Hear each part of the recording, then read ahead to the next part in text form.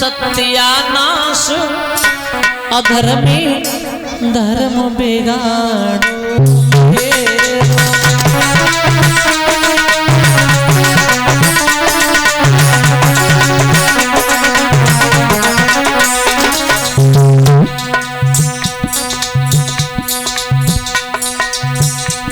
मैं पहले ज्ञान जो लेती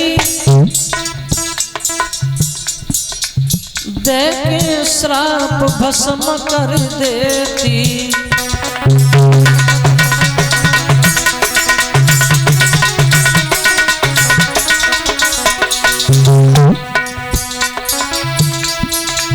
तूने तन कम करो विचार अधर्मी धर्म बिगाड़ो।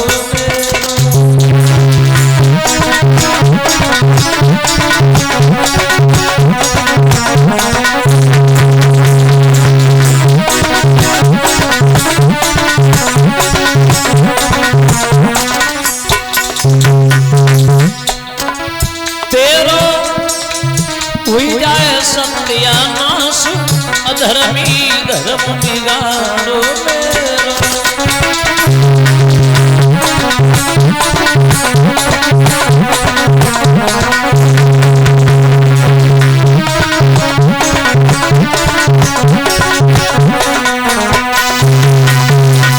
दुर्बल नाम के राक्षस ने जवाब दिया, महारानी कोई बात नहीं, तुम्हारे किसी संतान ने जन्म नहीं लिया।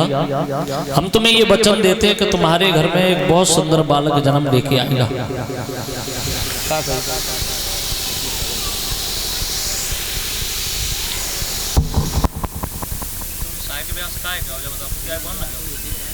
हम तो फोन तुम्हें नहीं मालूम है, फोन नहीं करते तुम्हें बहुत करते आना क्या बता, हम तो पूछो या ना पूछो।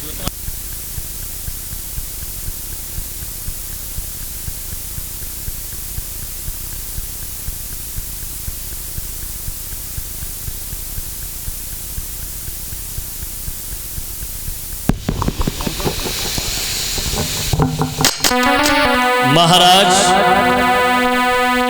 दुर्बल नाम के राक्षस ने जवाब दिया, महारानी मालूम है कैसा होगा तुम्हारे पुत्र? बोले कैसा होगा? बोले सुनो कि मेरे समान योद्धा होगा और से जीत न कोई पाएगा।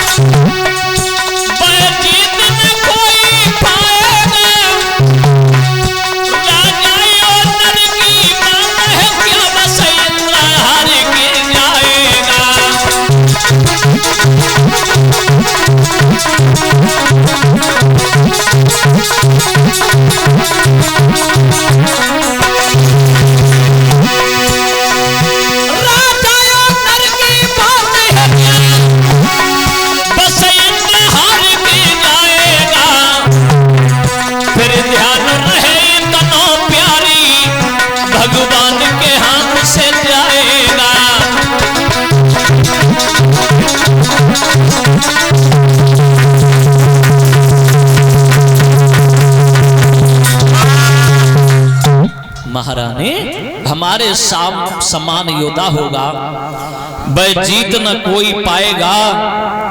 अरे बड़े बड़े बलवानों की तो बात छोड़ो, उससे इंद्र भी हार के जाएगा। साक्षात भगवान को मारने के लिए आना पड़ेगा। समय धीरे धीरे व्यतीत होने लगा। दुर्बल नाम के राक्षस ने जो छल किया पमरलेखा ने किसी को नहीं बताया। धीरे धीरे समय के अनुसार जब उग्रसेन के घर में जब अवतार धारण का समय आया तो आंधी तूफान आने लगे। उग्रसेन ने विचार किया ये कैसा कुल कपूत पैदा हो रहा जो असगुने ही असगुन दिखाई पड़ रहे हैं। जब कंस पैदा हुआ तब दशा क्या थी भागवत श्रोता हुआ ऐसा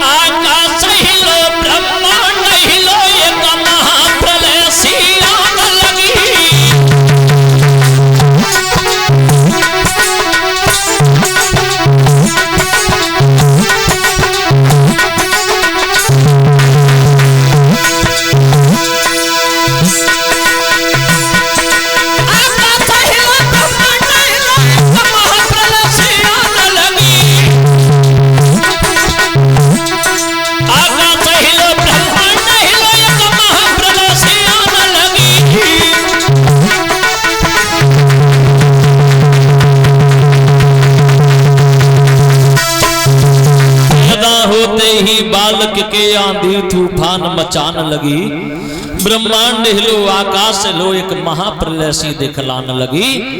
उग्रसेन ने उसी बच्चे का नामकरण करवाया तो गर्गाचार्य पंडित जी ने इस बच्चे का नाम कंस रख दिया। समय व्यतीत होने लगा, धीरे धीरे कंस आंगन में बड़ा हुआ तो आंगन में कंस उपद्रव करने लगा, अत्याचार। किसी बच्चे की बाँह तोड़ देता है तो किसी बच्चे का पैर तोड़ देता है, किसी बच्चे को कुआं में ढकल देता है तो किसी बच्चे की जीभ काट लेता है। उग्रसेन के पास शिकायतें आने लगी। जवाब दिया, महाराज तुम्हारा बच्चा हमारे बच्चों को जीने नहीं दे रहा है। उग्रसेन ने कंस को समझाया। धीरे धीरे समय व्यतीत होने लगा। कंस की उम्र 18 वर्ष हो गई, लेकिन कंस ने अत्याचार करना प्रजा के ऊपर बंद नहीं किया। महात्माओं को सताने लगा। कोई भी लड़की मिलती है लड़कियों को मारने छेड़ने लगा। एक बार कंस के पिताजी के पास, उग्रसेन के पास सभी ब्रज के लोग शिकायत लेके पहुंचे। कंस भी बैठा हुआ था। बोले, प्रभु अगर तुम्हारा कंस ऐसे नहीं अच्छी तरीके से चलेगा तो इस सभी ब्रजभूमि को छोड़ करके हम दूसरे राज्य में चले जाएंगे। उग्रसेन ने कंस को फटकार लगाई। कंस को क्रोध आ गया। कंस खड़ा हो गया और जवाब दिया, सभा के लोगों, हमारे पिताजी बूढ़े हो गए और बूढ़े होने के साथ साथ इनकी अकल की घोड़ी भी बूढ़ी हो गई। बिल्कुल पिंचर हुई महाराज। भैया, हाँ भैया पहलवानों, हाँ भैया, हमारे बूढ़े बाप को देखो, क्या ये राज्य के लायक अभी है? राज के लायक नहीं, ये तो खच्च हो गया है। एक काम करो, हाँ, अगर हमें आगे राजा बन जा तो कैसा रहेगा? बहुत ही अच्छा रहेगा। तालियां बजा दीजिए सभा के लोगों। तालियां का तो बजाए, हाथ चले गए थ्रेसर में। कंस राजा हो गया। और जब कंस राजा हुआ, हथकड़ियां बेड़ियां लगा करके उग्रसेन को जेल में डाल दिया। और जब कंस राजा हुआ वहां का, अब तो कानून नए नए बनने लगे हैं। वहां हुआ ऐसा कि अधिकारी भव जब कंस राज बीनो और कानून नए नए बनाना लगे।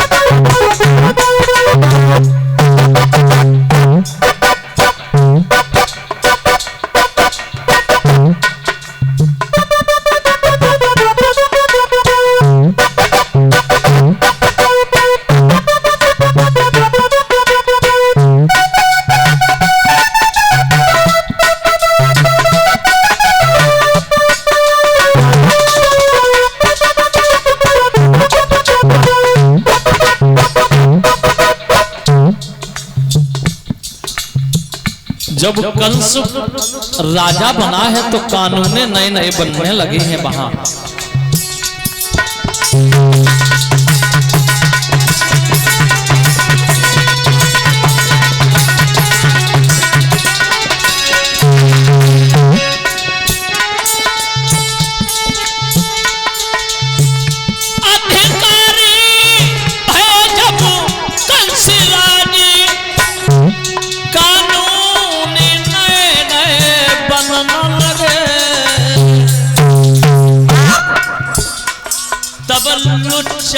और लफंगन के बिनु तब लुचाय और लफंगन के रबड़ी संग भोजन खा रंग लगे।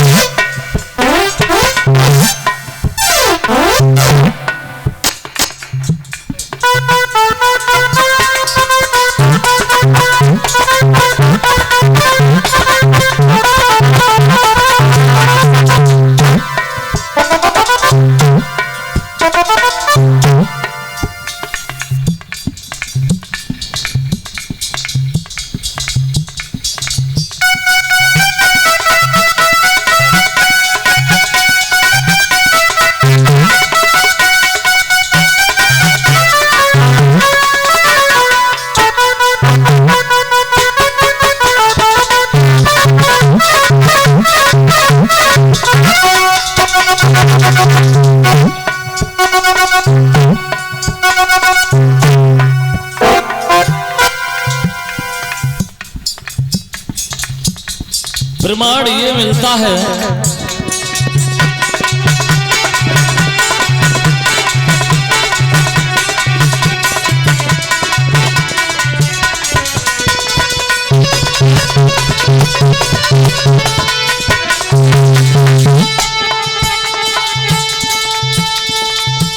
गौशाला कहीं जल रही है, देवाल कहीं टूटते हैं, पड़ती है मार ब्राह्मणों पर, साधुओं के माथ फूटते हैं।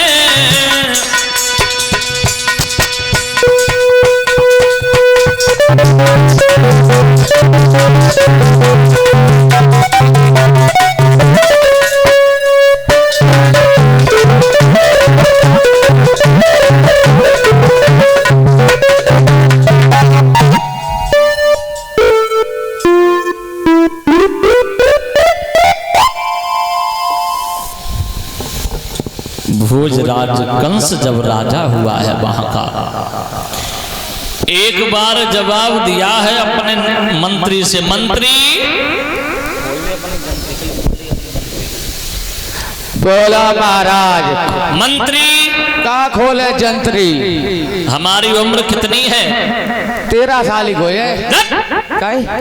अब उदन था कितनी है? नहीं जानता मैं, तुम्हारे सामने पैदा हुआ। हमारी उम्र अभी 18 वर्ष है। बहुत ही अच्छे हुआ है महाराज। अब ये पूछो, अब शादी के लायक है ना? बिल्कुल बिल्कुल तैयार हो। तुम्हारी नजर में अगर कोई लड़की हो बढ़िया सुंदर तो बताओ। एक के संग करे हो, दो के पागल हो गए हो? कहे 9 साल की दो कर ले, 18 साल हुई है। एक बता, एक हाँ, मगध के राजा जरासंध की 2 बेटियां हैं, अष्टि और प्राप्ति। कैसी रहे हैं? 2 हैं? हाँ, बहुत बढ़िया। और कामों सामोला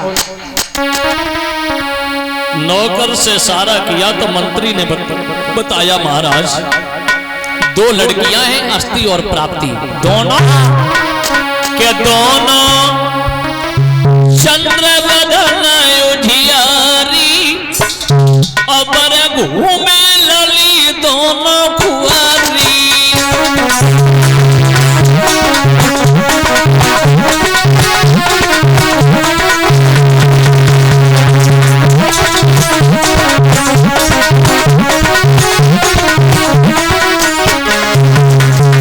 वो दोनों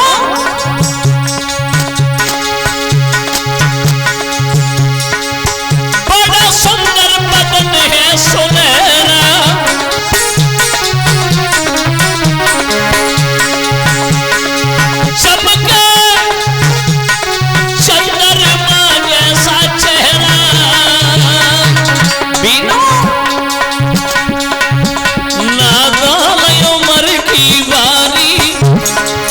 दोनों नादान उम्र की बारी पर घूमे लली दोनों कुंवारी।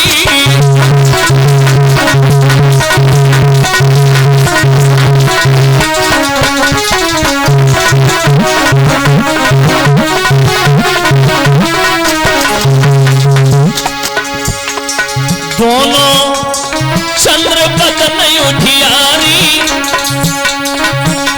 तीनों दोनों चंद्र बदन उठियारी पर घूमे लली दोनों कुंवारी।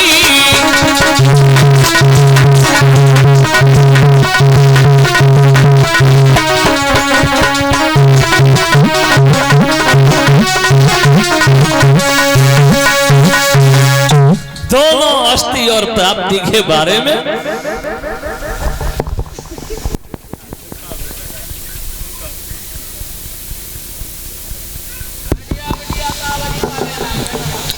चला है भोजराज कंस पहुंच गया जरासंध। गो जरासंध मुझे पहचानते हो तुम? तुम्हें तुम मथुरा के युवराज कंस हो क्या? पागल हो गया तो मथुरा के महाराज नहीं, मथुरा के भगवान। जय हो कंस बदमाश भगवान की जय हो, जय हो। ये नहीं पूछा हम क्यों आए? क्यों आए? कायते आए? बैलगाड़ी तय। हमने सुना है तुम्हारे घर में 2 लड़कियां हैं। लड़कियां मेरी हैं, तुमने काय सुनी है ना? हैं, मेरी बच्चियां हैं, बच्चियां छोटी छोटी।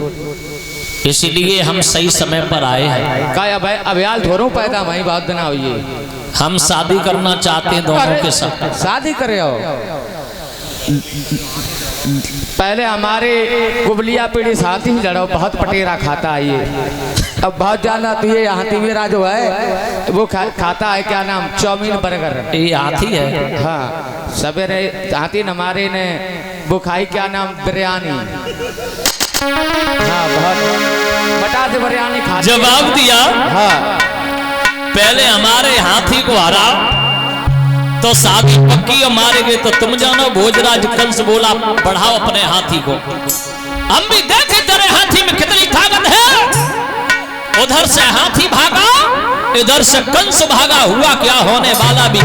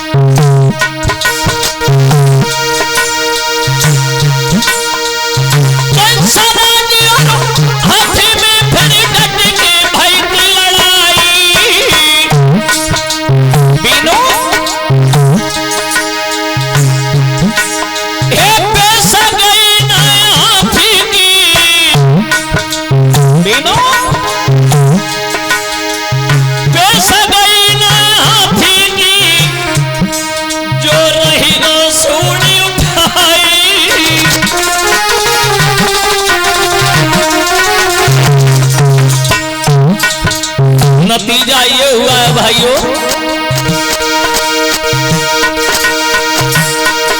महाराजा कंस सा हाथी का है हारी।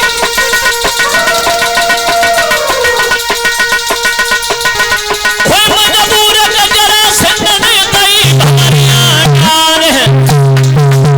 बीनो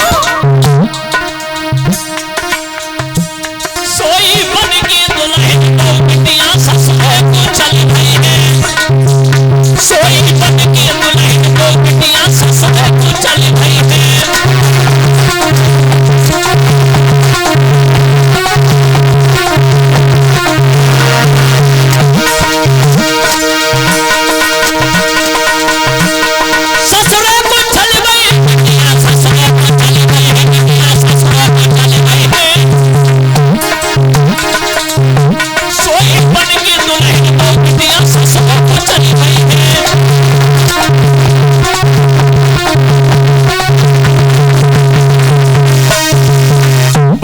हंसी खुशी के साथ विवाह हुआ और भोजराज कंस मथुरा में चला आया। इनकी चचेरी बहनें 7 थीं। 6 बहनों की शादी सौरीपुर के रहने वाले सूरसेन के पुत्र वसुदेव जी के लिए ब्याई गई थी। 7वीं छोटी बहन बची देवकी। कंस ने विचार किया हम अपनी छोटी बहन की भी शादी वसुदेव जी के ही साथ करें। अब आप लोग विचार कर रहे